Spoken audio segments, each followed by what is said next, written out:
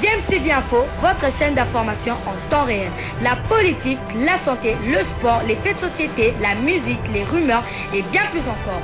Vous découvrirez cela dans notre chaîne DMTV Info.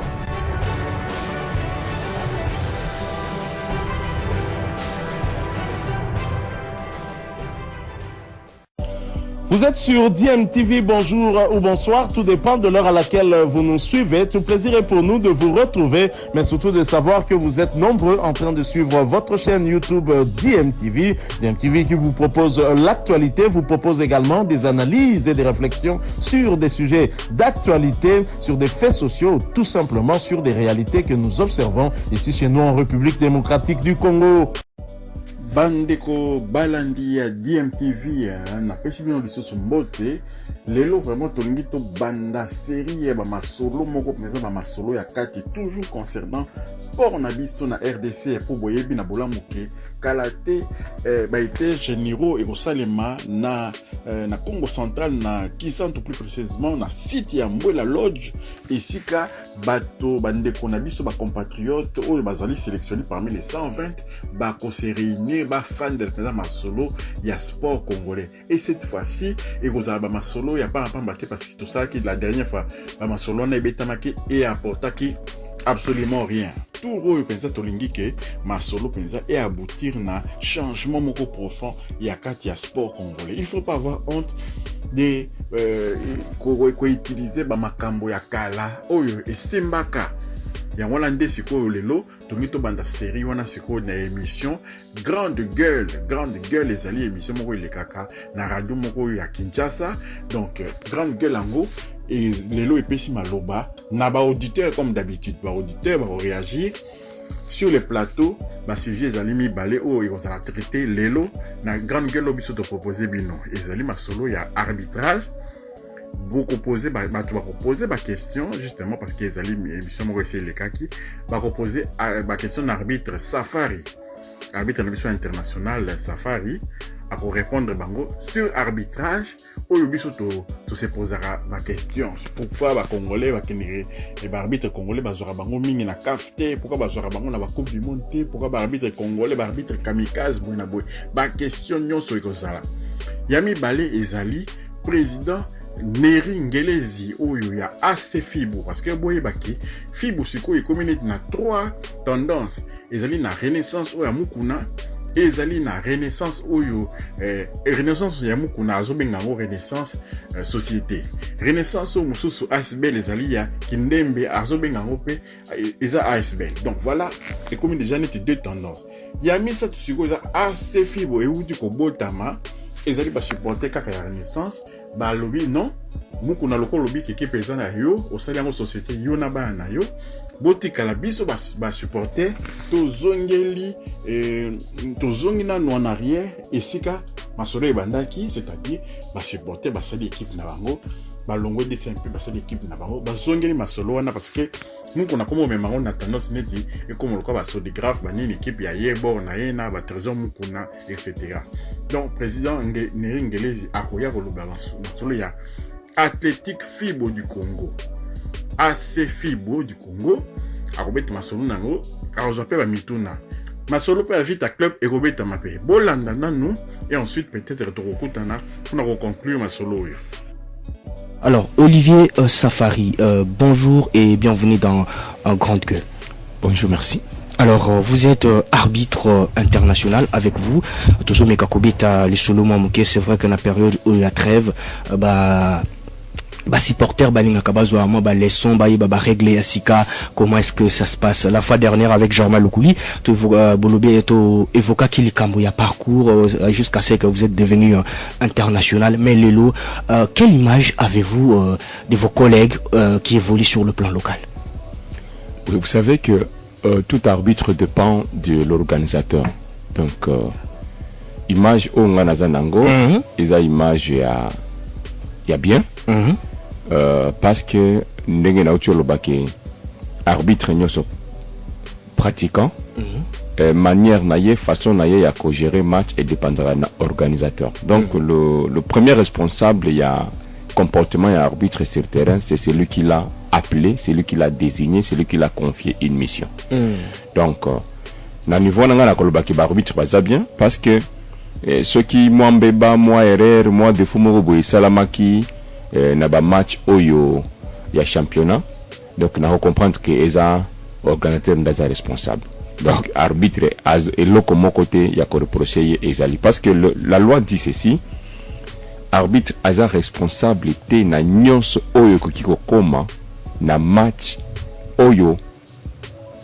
eloko bungi mutu abukani eloko moko boye salami na RDG arbitre aza responsable na ngote donc mutu akokufa na terrain arbitre aza responsabilité. Alors, arbitre Azali responsable de ce vrai. Maintenant, parlons un peu des textes. C'est vrai que le supporter Bazali Komitou n'a pas question et belé sur la règle et Sika. Moi, touche, penalty, positionnement, ça complique un peu. En termes de texte, qu'est-ce que Andeko ou Bazolanda, grande gueule, dans le moment où il y a trêve, qu'on retenir avant la reprise, il y a championnat? Oui, règlement à Sika et Zalakate. Donc, les lois de jeu sont au nombre de 17. Où ils ont régir football. Na 17 lois de jeu, wana, et Baksamate qui est commis 18e. Comme 19 et comme 20. Donc c'est toujours les modifications et puis la modification est la cas pour na éclaircir donc modification il y a ceux qui moi kokoso et salami na championnat songolo FIFA a monique et comme likambo parce que tolobela yangote ticket te éclaircir batu ndenge nini ceux qui loko ya boye komi comment se comporter donc yango ba tobenga ngo ba modification ba amendement ba clarification. Alors ba modification ezalaka chaque année na monate anemoko oyo leka modification yate modification yaka pona nini parce que championnat est betami et loko moko boye et surprendre batu et FIFA lobi non ce qui est loko songolo et komi voici ce qu'il faut faire eza lokola lelo orge eza na modification par rapport à épaule position par rapport il kamwa na ndeba grande gueule balingi bayeba épaule avant ezala ki soki ballon est touché épaule eza touche partout eza un espace de réparation et comme penalty soki eza ki défenseur alors loko la FIFA a kaboli loboko alobi ke épaule eza les sous touche te yango pe mbala moko ekomi ke soki épaule et couvrir orge ozate parce que avant eza ki soki touché épaule wana eza touche loko la ezaki touche yango na orge épaule ezaki au compter. Vous comprenez? Donc épaule le défenseur avant na FIFA ezaki que ceux qui épaule le défenseur et couvrir ngai mutu naza orge te parce que épaule na ye et couvrir ngai. Voilà. Est-ce que vous comprenez? Mais si que les ceux qui épaule même si épaule wana couvrir yo oza orge parce que na épaule oyo yo pe ko tiabi. Donc il y a un but qui peut venir de l'épaule aujourd'hui. Ce qui veut dire que l'épaule devient considérable comme partie ya mutu oyo ko beta balle. Ce qui veut dire que komi ko couvrir orge. Ce qui yo oza na position orge parce que oza même niveau moko na épaule na ngai oza sous orge parce que épaule oyo ko tiabi. Est-ce que tu vas comprendre le loco? Bah comprendre, bah grande gueule, bah comprendre déjà. Donc avec beaucoup de précision, ça va déjà. Voilà. Donc bah modification, eza ebele, to lo baneti modification mususu to kende neti na faute.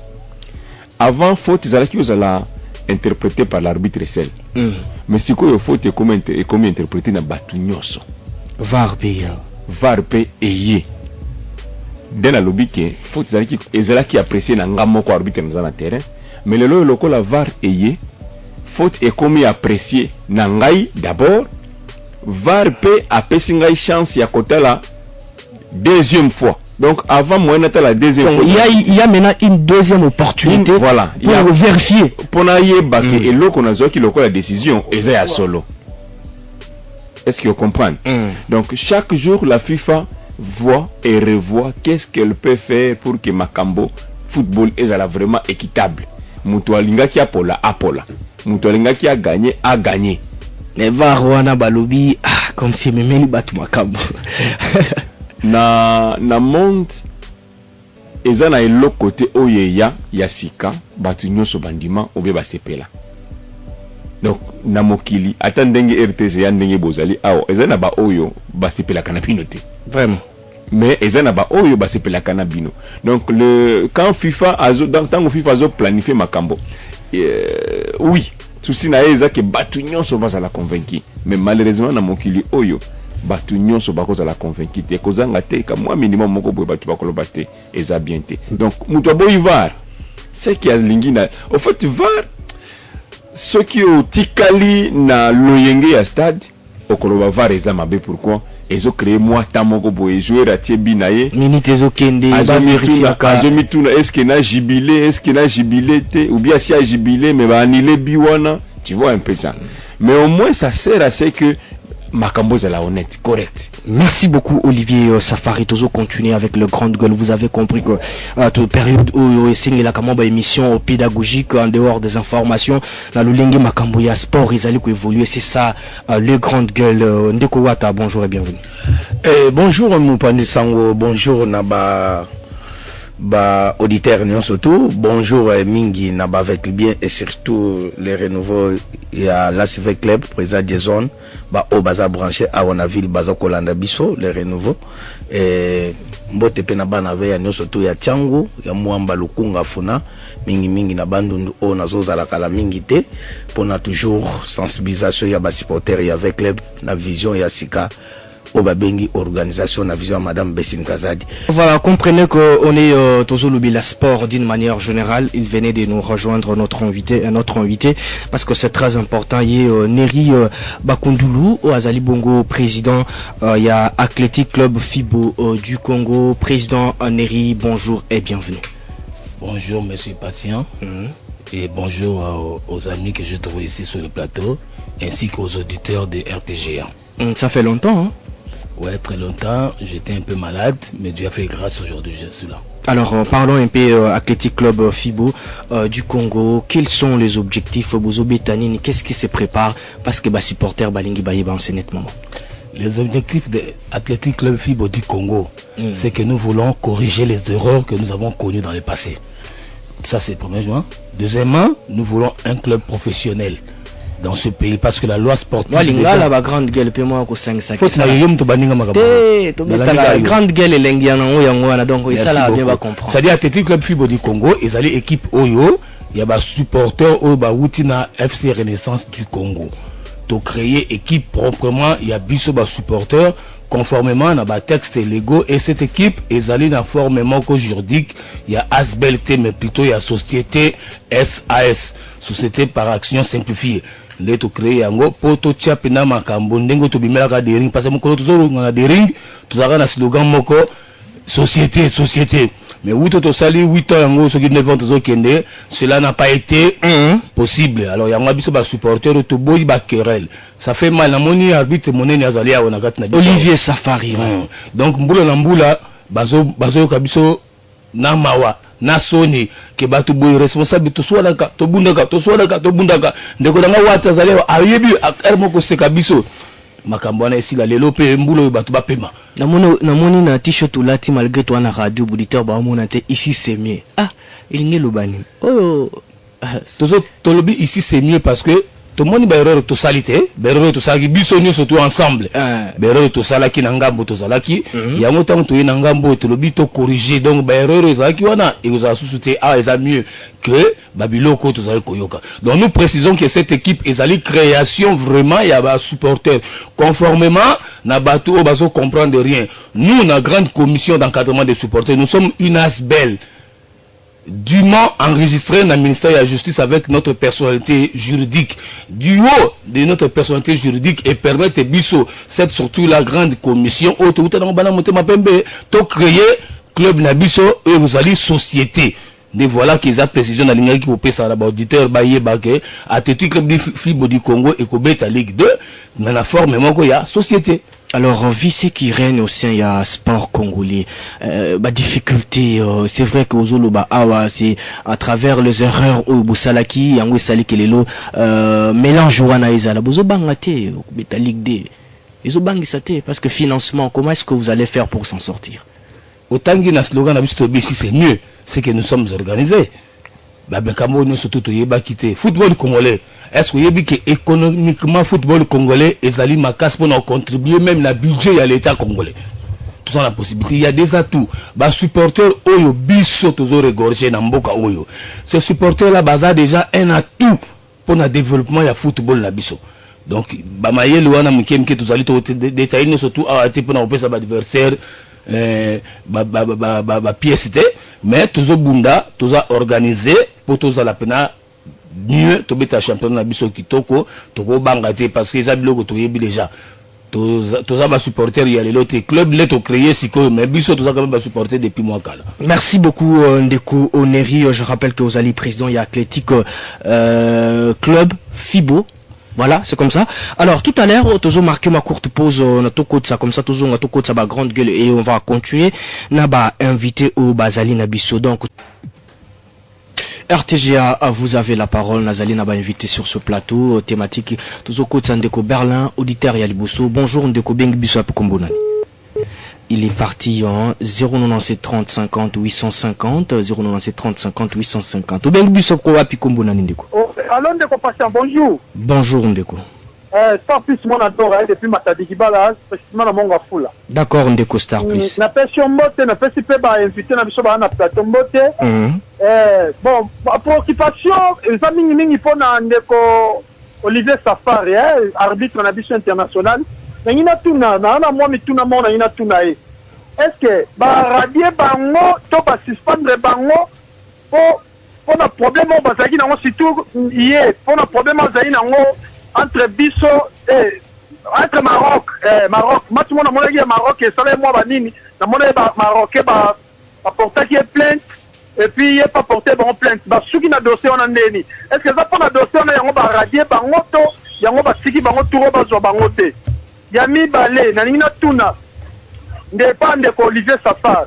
Est-ce que na Afrique ezaka kota ba Mangabé, est-ce que ça équipe nini ezaka favori? Na côté IFA to côté FIFA na Afrique noire ezra na équipe ni na pays nini bazara favori na ningika na eba, c'est ça ma préoccupation. Merci Ndeko Patient. Merci beaucoup. Les questions seront répondues tout à l'heure. Tozokota Ndeko Mususu azana singa Ndeko Neri azali watazali donc ils sont misatu bangono mbote Ndeko Bengi biso apukombo nani. Mbote comment muzee mo devia na beini masina seto Congo. Oui Ndeko depuis Petro Congo Chango tozolando.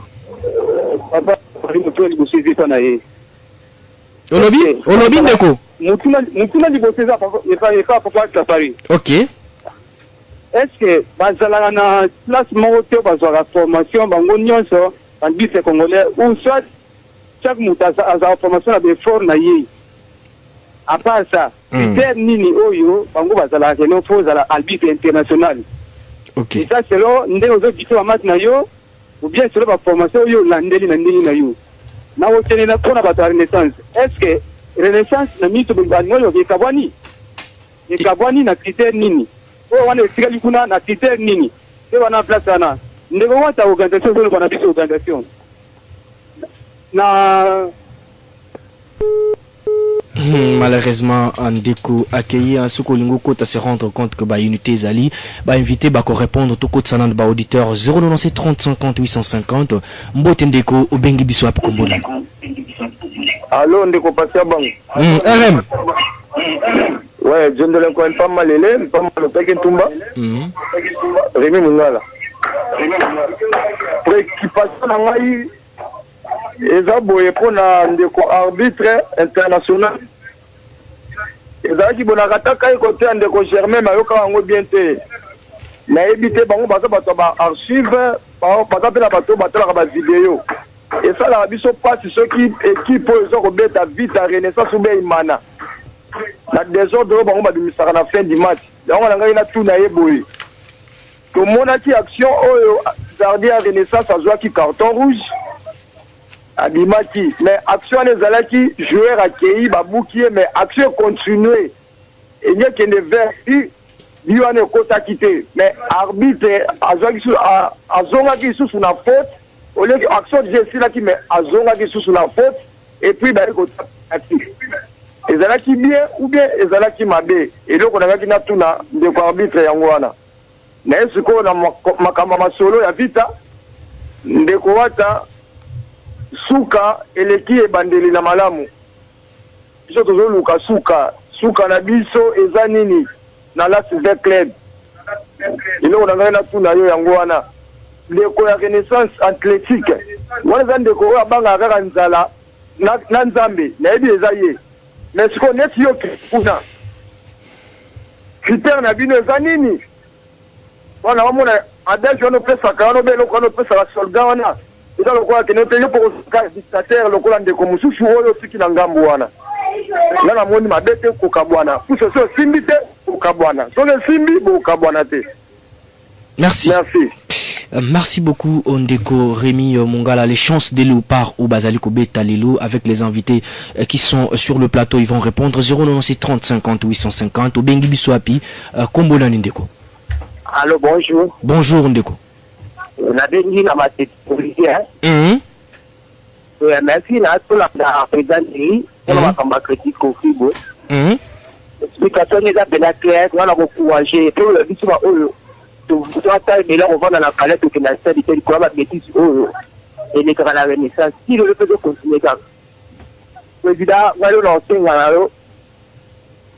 Parce que tout le monde na Renaissance a la critique tout le monde en haute. Logique est à la makati à 100%. Obimisa ba drapeau, au fait ça difficile à marcher de la main au pouvoir.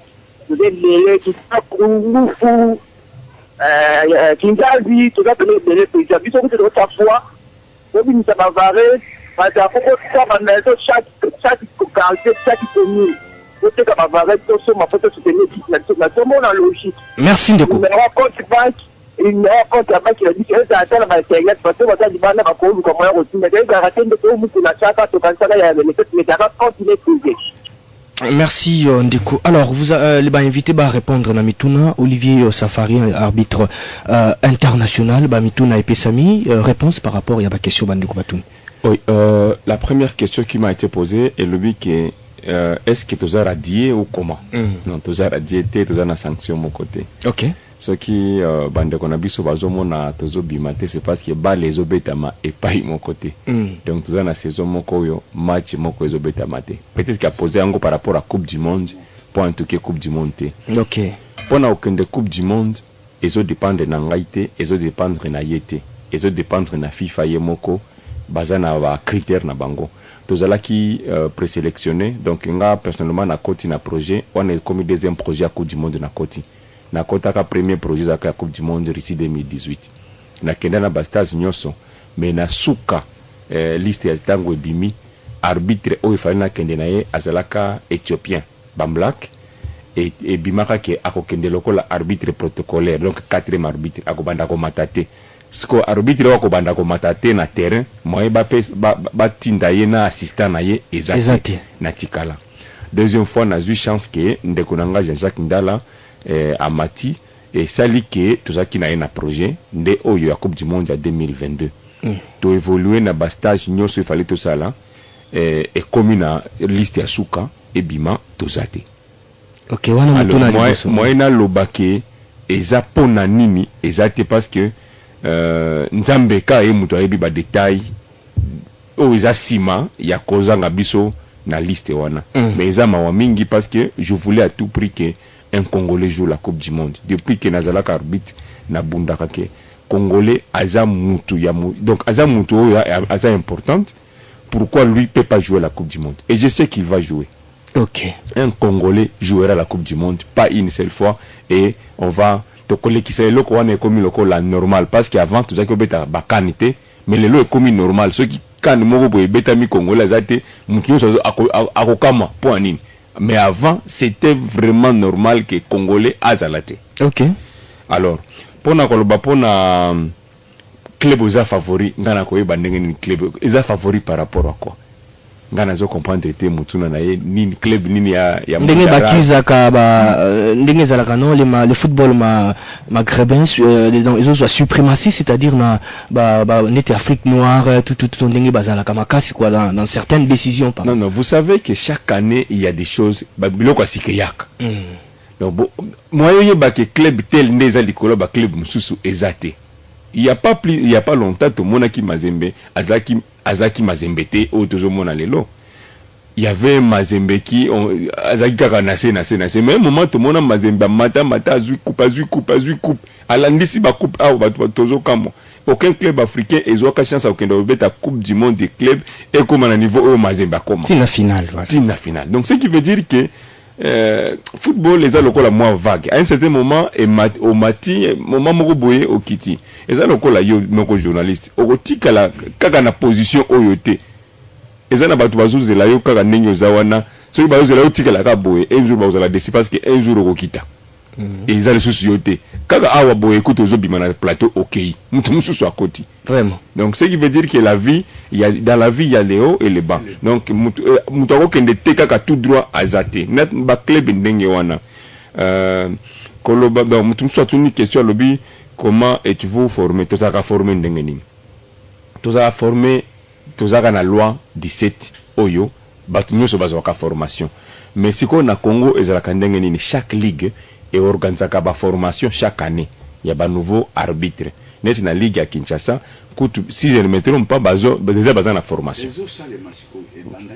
voilà donc ce qui veut dire que lokola bazo sa la formation et kozwa temps oyo kozwa mais net ngai tango nazalaka formé j'ai été formé c'était à Goma province à Nord Kivu tout ça là 6 mois il y a formation et c'est belé et comment donc ça dépend et la durée ça dépend de la ligue oyo az organiser na ba instructeur azana bango ba matériel o azana ngo ba terrain parce que par exemple pour la formation arbitrage besoin na poser à terrain de football si ko soki ba terrain za occupé soki ba terrain zate soki ba kangi nete omona yero mususu ba kangi martyr mutu azokota na kati ou bien même za polele mais beaucoup mi mukanda ba pesa bino RDG pour poser la formation ba ebisi bino qui est disponible. Donc ça dépend. Et alors comment on devient international? On devient international dans la classe d'arbitre. Ils ont une catégorie. Ils ont un stagiaire. Ils ont un national 2. Ils ont un national 1. Ils ont un international. Donc c'est le règlement il prévoit que chaque 3 ans arbitre a changer de catégorie. Mais et le bien moko le sous qui non ceux qui arbitre azobeta bien ils en a tina à cause de la 3 ans donc ça dépend il y a performance arbitre azo la sécurité voilà donc ceux qui ozo mata plus ozo monana parce que ata vite alinga kayote ata Mazembe alinga kayote ata Renaissance alinga kayote ata club ya sika oyo athlétique club fibo elingi yote mais ceux qui ozobeta bien bien. Merci Akopola mais à Monique non mutu oyo aza prometteur à kokende liboso. Dernière question pourquoi l'arbitre a zongaki na action apparemment ça qui ceux qui match à vite na Renaissance. L'arbitre a un pouvoir discrétionnel oyo mibeko pesiye akoki kozonga na action mais ce qui est vrai est que ezana temps record oyo soki esi eleki akozonga na action. Donc il y a un timing précis oyo esengeli azongela na action. Voilà, surtout ceux qui action esili. Ceux qui action esili, ce qui veut dire qu'il y a tika qui avantage. Ceux qui avantage et qui est simbité okozongela action naté. Merci beaucoup Ndeko Olivier Safar. Alors Ndeko Neri, ba mituna pe bandeko balobi bouti na division. Toyebi ke bokabwani, soki bokabwani bouti na désordre, toyebi ndenge makambo ezalaka. Répondre na ba mituna oyo bandeko batuni comme ça to continuer émission ya grande gueule. Merci beaucoup. Na répondre na mutuna ndeko alibosa tuna kisoki Renaissance et kabwani et tinani ne kabwani. Na kanti na préciser que Renaissance et kabwani te. Pour la preuve Renaissance ezali na organisation nango bisonde tolongwe pona nini tina ngo de kwa yoka parce que nous nous sommes rendus compte que Renaissance to kanisa que la équipe na biso ba supporter ndenge ba talisaka biso en réalité ce n'est pas le cas pour preuve mon colo Renaissance et banda il y a aucun supporter ou prétendait que la Renaissance azala comme kolba sala ni statut ni assemblée générale constitutive et salement te to yebine le kagate mais to kansaka eza équipe na biso mais tant que koyeba que za biso te au lieu to bana ko bunda to bana ko wela na to chaka désordre na mboka de biso to lobité biso to préféré to bima to sala o ya biso le quoi to ça organisé to zali structure mo de supporters organisés reconnus dans l'état to kene to kela ya biso et le connaît to kele athlétique club Fibo du Congo to tie tobeta na deuxième division to matana biso malembe na ligue 2 tito ya rejoindre kuna likolo donc ndeko ayeba ke renaissance angani e kaboni nango te eza nango ndenge ezali biso nde tolongwe. Voilà. Merci beaucoup Ndeko Neri. Alors Ndeko Wata. Ndeko Remi. On va continuer à répondre aux deuxième question. Ndeko Remi Mongala à lobby ndenge ni toza organisé. La ligue na yeb Ndeko Remi Mongala ke merci d'abord na ye toza organisé ndenge ni. Na lobby à forme juridique déjà. Obi to to be. Mais outil na désordre hein. Bon. Dans question Ndeko Remi à lobby hein. Désordre on a ezaki lié na ba texte. Texte ezaki mabe. Et puis tu respectes qu'il y a un texte qui est conforme na texte na loi FIFA T. De biso ce que tu lobby to bandana yango wana to bandana na texte. Statut na biso ezali statut ASBLT. Ezali SAS société par action simplifiée. Ou moto kozala kuna koloba kenaza et andro ezali actionnaire moto azui par na ye. Biso ba supporter tous allez organiser la structure na biso nous prenons 30% ya action ya société autosali et les 70% nous laissons ça na ba actionnaire nous surtout au bazo souscrire pour bazala ko accompagner biso donc supporter lelo ayibake a oganga ki club eza yé parce que na kati ya organisation na biso à 8% na ye et tozo ba time belé to koleka to expliquer en détail pour tout que la pe bande comme ba répondre ndenge nini to kaboli makambo wana et ndeko Olivier a sengi na biso oui yango to biboye tozo ko organiser loko de manière à ce que makambo to mona ki to mona ngoli société ba produit ya biso dérivé na biso ba merchandising ça dit ba t-shirt ba nini tout ba drapeau ezo ya déjà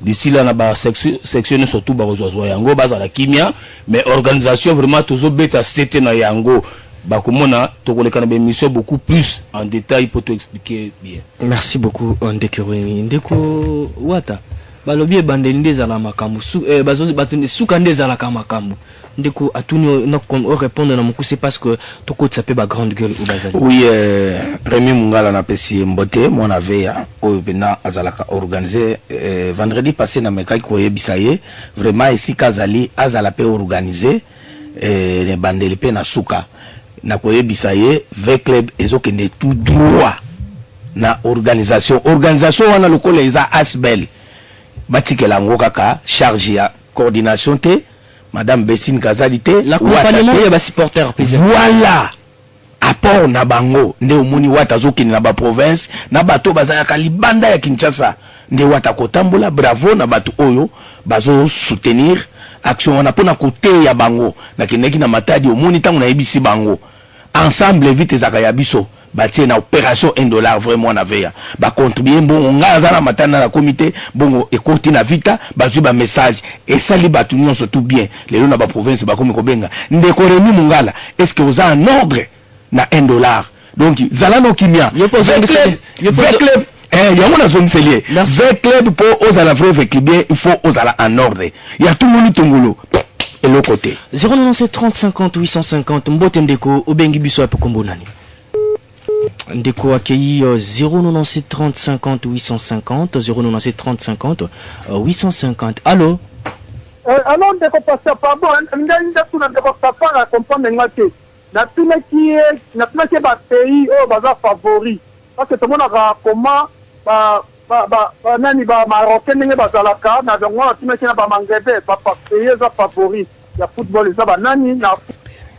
Merci beaucoup Ndeko na contribution na yo 097 30 50 850 097 30 50 850 mbote obengi biso apo kombolani mbote Ndeko Germain Ndeko patient bango patient pardon na petite Ndeko Wata mbote merci na petite Ndeko Msumba na plateau de sous à moi na veya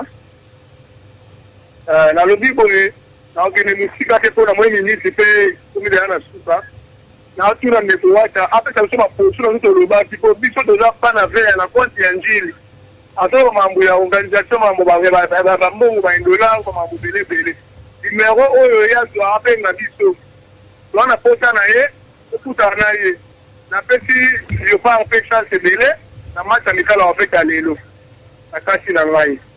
Merci beaucoup Ndeko. Alors on va parler Ndeko Olivier Safari. Avant de répondre à la question Ndeko Nabiso, j'aimerais poser cette question parce que Zozongelangai équipement oyobino ba arbitre international bozwaka d'une manière succincte ce qui correspond mécanisme ezala ndenge nini pona kozo yango. En fait d'abord dès que tu deviens arbitre international, la FIFA dote les arbitres internationaux ba pesa kabiso par exemple 3 couleurs. Normalement il y a 3 couleurs, il y a varese likolo, na kilote moko, na ban, na botine pour au meka ko exercer musala oyo okoti.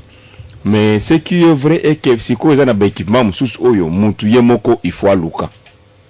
Ezana ba fédération mususu eza organisé ba lukeli bino ba équipement wana. Ba équipement eza par exemple système de communication, okuta ba fédération mususu ba sombi.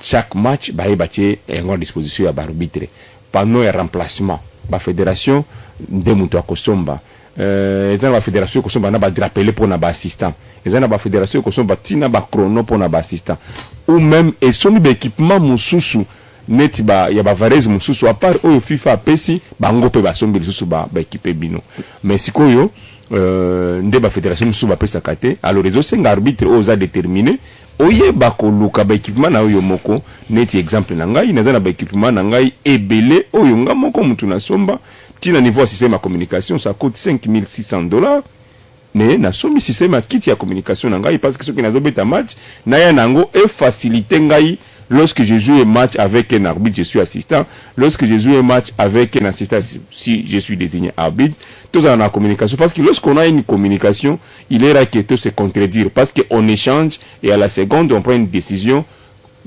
commune.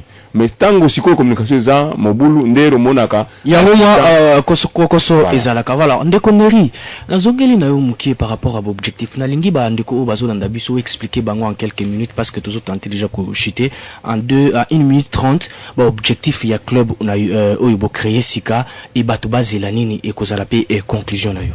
Merci beaucoup. L'objectif du club Nabis Zali, nous voulons un club vraiment tout professionnalisé. Yango, Monsala à football et Zali, Monsala moko business nango, ce qu'ils ont organisé, ça paye aussi bien. Donc nous voulons le football business. Donc au Moutatiembongo pas se retrouver, supporters se retrouver, athlètes se retrouver, ainsi de suite.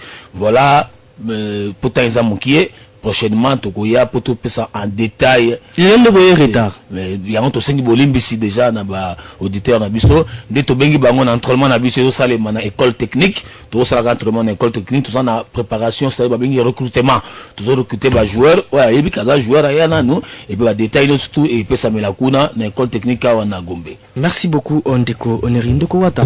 La 30 secondes peut sa conclusion par rapport à Ndingi Bandeko. Oui, conclusion, nous avons fait sa programme. Comité, il y a ba président, ba supporter, bazana réunion, vendredi, oyo, na permanence, il y a club, na bisové club, comité, il y a ba supporter à Tiangu, tozana réunion, na 15h30 dimanche, maloba ya président Gilles Tampa, na salle tosala réunion, na Mangatia, moutunyon surtout membre, non surtout ya comité Azalawana, et merci pena bandeko nyon surtout ya renouveau ya avec club c'est vice-président Sélé na ba trésorier invisible to pesibino vraiment merci les renouveaux de V-Club n'enge bozo ko soutenir à chaque fois V-Club bango balobi ba ko soutenir vision ya madame Bessine Kazad na coordination na CPS Kalamine te ba président provincial ba ko yamba renouveau délégation ya renouveau ya V-Club merci les secondes makasi pe ko zala plateau moko na arbitre international Olivier mais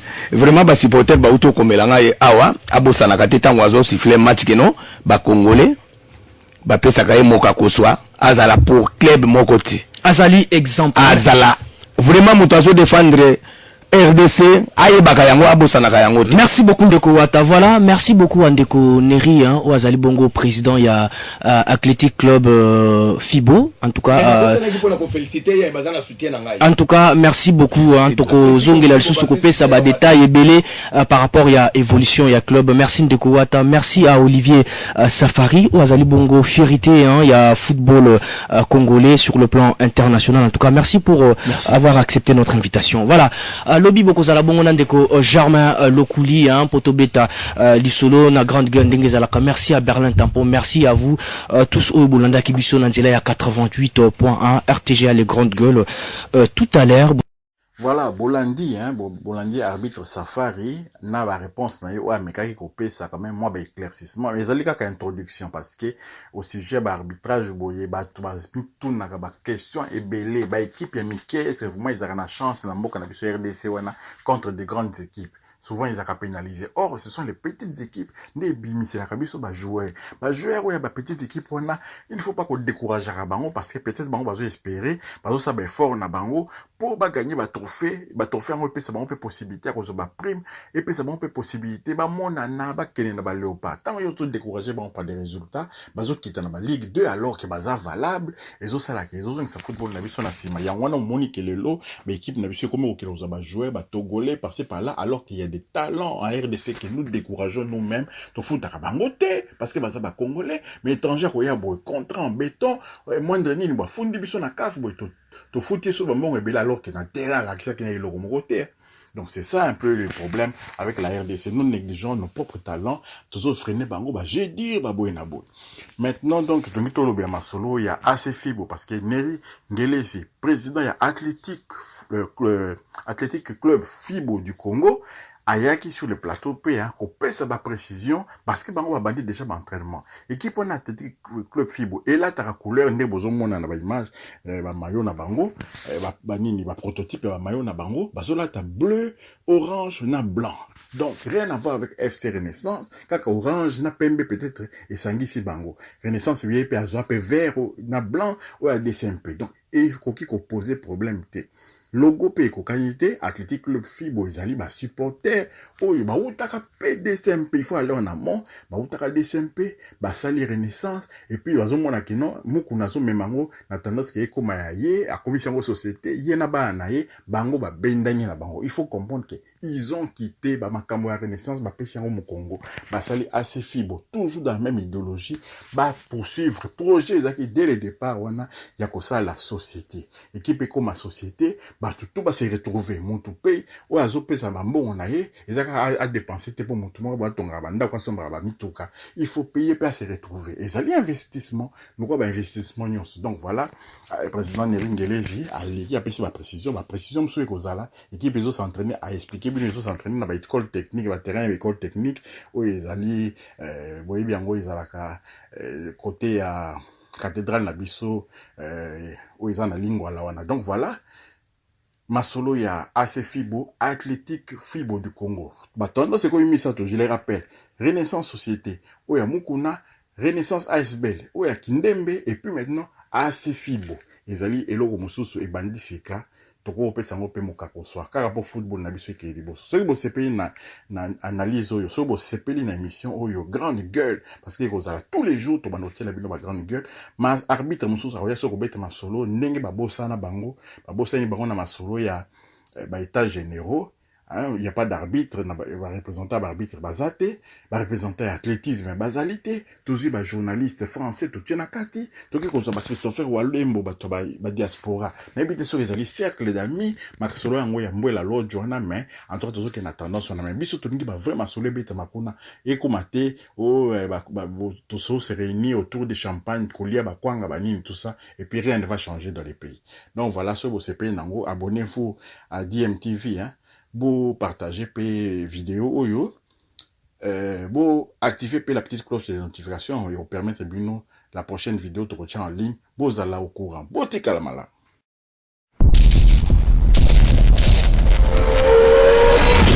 Bilile le kamalo bana evele